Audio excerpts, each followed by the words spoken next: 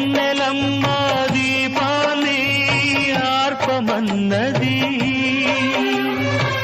మల్లెలమ్మ పరదాలు మూయమన్నది, ధూపమేమో మత్తుగా తిరుగుతున్నది, దీపమేమో విరగబడి నవ్వుతున్నది. నీరాక కొరకు తలుపు, నీ పిలుపు కొరకు పానుపు, పిలిచి పిలిచి వేచి వేచి ఎదురు చూస్తున్నది.